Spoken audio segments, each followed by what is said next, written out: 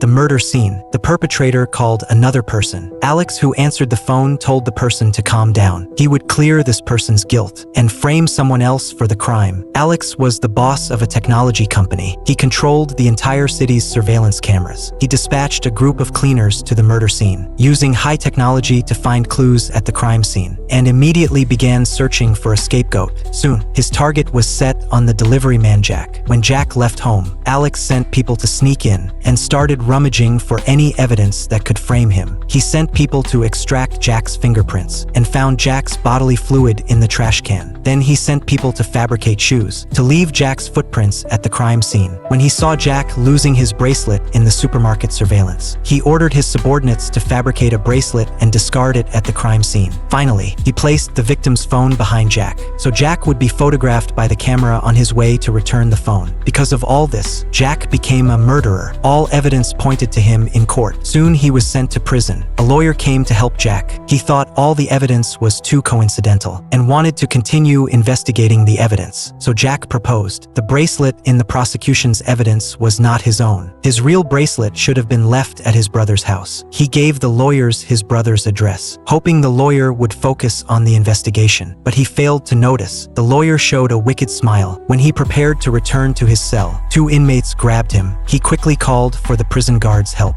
but the prison guards pretended not to see. Soon Jack was dragged in front of the prison boss to show his status. The prison boss ordered his subordinates to teach Jack a lesson. The prison boss only put Jack back in his cell when the prison guards started rushing toward them. During lunchtime, two inmates told him the prison boss was the most terrifying existence in the prison, but they would protect Jack. This made Jack feel kindness for the first time in prison. But soon he was forcibly tied up by the two men and dragged to the shower room and subjected to their horrible treatment. What made him even more desperate was the lawyer brought Jack the news of his brother's death. Because of his brother's situation, his brother couldn't bear such pain. This news made Jack completely despair. Returning to his cell, he decided to join his brother in heaven. And at this moment, he entered a memory with his brother. But at the end of the memory, his brother accused Jack of not cherishing his life. Suddenly, Jack was pulled back to reality. He was saved by the prison guard. To prevent Jack from attempting suicide again, the prison guard took him to the prison chapel. An acolyte named John decided to help Jack, wanting him to regain confidence in life. Facing John's kindness, Jack decided to believe in God. He was still bullied by other inmates, but he was silently improving himself. In just 1 year, he obtained all the technical licenses in the prison. One day, John came to Jack. His sentence was over. He came to say goodbye to Jack,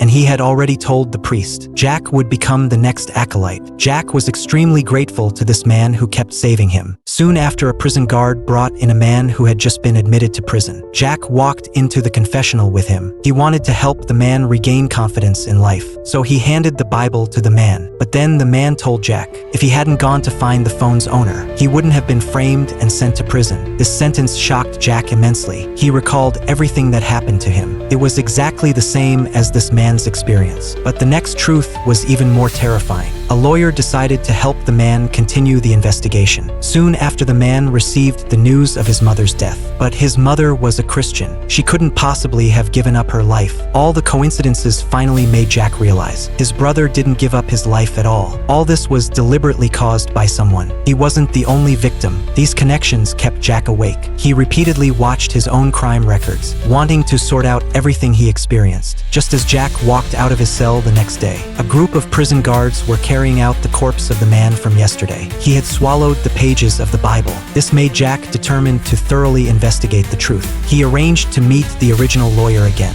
and told him all his suspicions. But just then, the lawyer's serious face instantly turned into a mocking expression, mocking Jack for having no evidence at all. Jack instantly realized his suspicion was correct. He immediately pounced on the lawyer, wanting to know the whole truth. The prison guards quickly restrained Jack, and then the lawyer told Jack the truth. He was involved in everything Jack had suffered. This made Jack extremely angry. He told the lawyer he would definitely take revenge. But this made the lawyer laugh, because a murderer with a life sentence couldn't possibly pose any threat to him. He mockingly patted Jack's shoulder and then left the prison. At this time, he made a phone call, wanting to completely solve the problem of Jack. When Jack returned to the chapel, he returned the Bible to the priest and resigned from his acolyte job. He quietly pulled out a screw from a chair. For revenge, he planned to escape from prison.